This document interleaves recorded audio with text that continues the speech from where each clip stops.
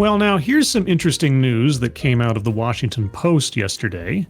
And it might show what I hope will be a trend, because we've looked at many of these instances in the past, and specifically one law firm in particular I looked at a couple of years ago. And this might be, I hope, fingers crossed, the new normal, but we'll find out. It also reminds me a little bit of one of my earliest YouTube investigations, so to speak, but I'll get to that as we go. This comes from the Washington Post, as I said, September 6th, from Taylor Telford. Law firm opens diversity fellowship to all students after lawsuit. Morrison Foerster changed the program rules after it was accused of racial discrimination, if you can believe it. A corporate law firm that was accused of racial discrimination for offering a diversity fellowship to law students of underrepresented groups, you mean demographics, has opened its program to students of all races, according to a change on its website. The change comes a few weeks after Morrison Foerster, based in San Francisco, was sued for excluding non-minority students from the program. The lawsuit was brought by the American Alliance for Equal Rights, or AAER, founded by conservative activist Edward Blum, who was behind the cases that culminated in the Supreme Court striking down affirmative action in college admissions. Now his groups are among those launching a broader campaign to dismantle diversity initiatives in the private sector. Well, I don't know much about Edward Blum, but on this point, I agree with his efforts. And it's very interesting how quickly it all kind of crumbles as soon as anybody gives you some reasonable pushback. Morrison Foerster is one of two law firms facing legal action over diversity fellowships. The AAER lawsuit alleges that the Keith Wetmore Fellowship for Excellence, Diversity, and Inclusion at Morrison Foerster, quote, excludes certain applicants based on their skin color, unquote. The application for the fellowship, which started in 2012, used to describe the program as being for first-year law students who are members of, quote, a diverse population that has historically been underrepresented in the legal profession, unquote, including Black, Latinx, Native American, and LGBTQ+ people. Weeks after the lawsuit was filed, all references to race have been removed from the program page on the Morrison Foerster website. The move signals uncertainty about how the fellowship and others like it will hold up to legal scrutiny as litigants try to translate the race-blind Supreme Court stance on college admissions to the private sector. Boy, I've got a lot to say about this. The program is now framed as recognizing, quote, exceptional first and second year law students with a demonstrated commitment to diversity and inclusion in the legal profession, unquote. The change was first reported by the Washington Free Beacon. Morrison Foerster did not respond to a request for comment from the Washington Post. Among the criteria for fellowship applicants, Morrison Foerster includes an, quote, ability to bring a diverse perspective to the firm as a result of your adaptability, cultural fluency, resilience, and life experiences, unquote, as well as a, quote, demonstrated commitment to promoting diversity, inclusion, and accessibility, unquote. Universities and private employers are, quote, looking for workarounds, unquote, amid the legal battle over diversity and inclusion efforts, according to Kenneth Davis, a professor of law and ethics at Fordham University. Quote, in both arenas, they are facing a giant wave of pushback, unquote, Davis said. Quote, human resource departments are scurrying, trying to figure out how much ground do we have to give up without giving up the issue altogether, unquote. The law industry has long struggled to diversify its workforce. Though Black people comprise about 14% of the population in the United States, less than 5% of practicing attorneys are Black, a share that has grown less than 1% since 2010, according to the American Bar Association. About 10% of practicing attorneys fall into other minority groups. Overall, the share of ethnic minorities in the legal profession has grown 6% since 2010, according to the association.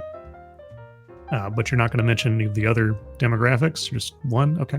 Since late June, when the Supreme Court ruled against affirmative action in college and university admissions, there has been a flurry of legal activity that seeks to test the High Court's view on the consideration of race in matters of employment.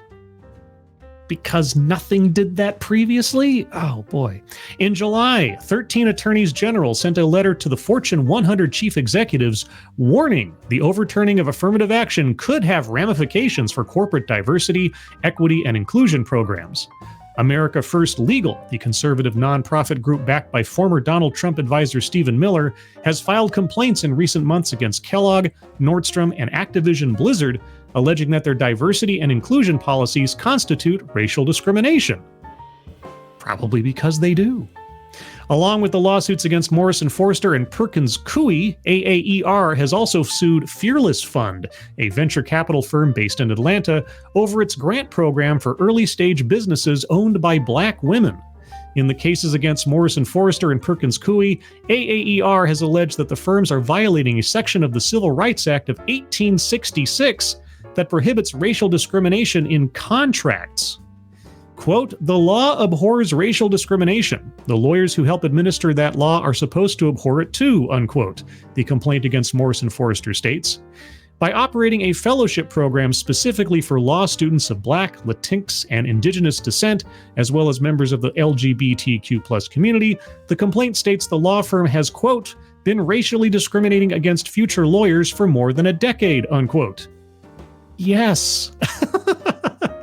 Perkins Coie declined to comment on whether it plans to alter its program, referring to a previous statement on the complaint. Quote, "We will defend this lawsuit vigorously," Perkins Coie spokesman Justin Cole said after the lawsuit was filed. The Wetmore Fellowship includes a paid summer associate position, guidance from attorney mentors, and an award of $25,000 if the student completes the full summer program, and an additional $25,000 if the student returns the following summer and accepts a full-time position upon graduation. The lawsuits against Morrison, Foerster, and Perkins Coie seek temporary restraining orders that would bar the firms from selecting fellows, as well as permanent injunctions ending the programs. They also seek declarations stating the programs violate the Civil Rights Statute. AAER, quote, "is awaiting a formal reply from Morrison Foerster to the district court to our motion for a preliminary injunction," unquote, Blum told the Post. Okay, well, yes, in fellowships, in providing scholarships and opportunities and so on, yes, they are racially discriminating against people and for others, and they have been for more than a decade. The problem here is that it was always legally questionable. The Supreme Court's decision on affirmative action has nothing to do with private employers engaging in racially discriminatory programs. It's separate.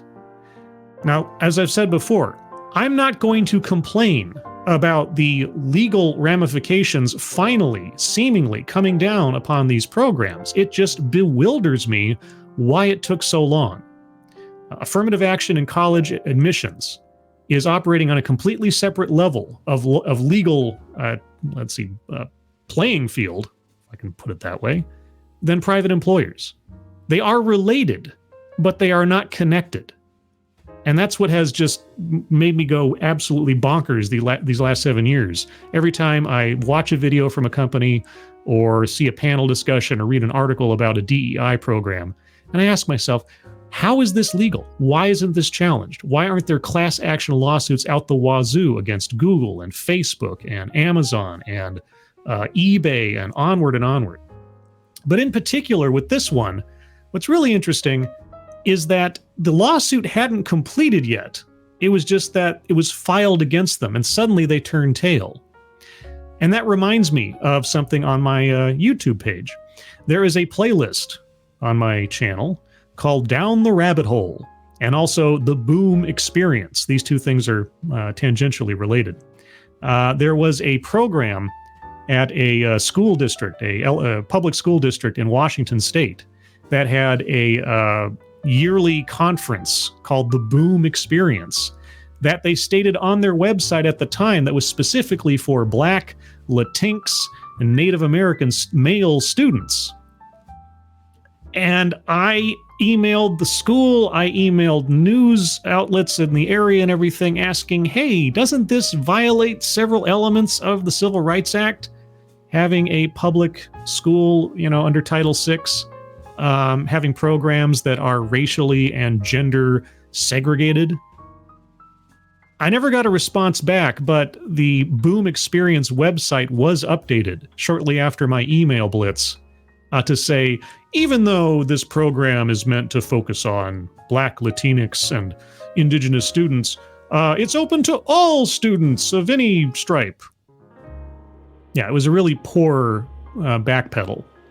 And I think more should have been done in response to it. But hey, it's something, right? In this case, Morrison Foerster, after nearly a decade running this program, gets one little bit of legal pushback, and then they run away from it. So, is that an admission of guilt? Is that an admission that they've been running a racially discriminatory program this entire time?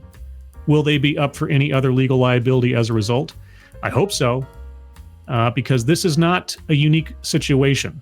Morrison Foerster, as one example of a law firm, is right up there with O'Melveny and Myers. There's a video on my channel that is called ID Law, the O'Melveny Method, which documents a corporate promotional video from that law firm stating these very same kind of programs they run internally. So, as the article says, and as is mentioned, the very people who are supposed to be the arbiters, well, not the arbiters, I guess, I suppose, but the interpreters and the defenders of the law are actively violating it. And some of the most fundamental things that we have in this country that have supposed to have been true since the 60s, and that is you're not supposed to assess someone's value on the basis of their skin color. And yet here we are. And finally, it seems a reckoning is occurring bit by bit, day by day, and slowly. And so for whatever the other political considerations of Edward Blum and his efforts, I got to tell you, I am so glad that he and his group are finally pushing back. And it's so interesting that it takes so little to actually make something change towards something more fair and more equitable in reality. Anyway, that's my thoughts on that. Let me know what your thoughts are in the comments below. If you like this kind of thing, leave a like. If you don't, leave a dislike. That's fine. Otherwise, hope everyone is safe and well. If you're not well, please get well soon, and I'll see you on the next one. Take care. Bye-bye.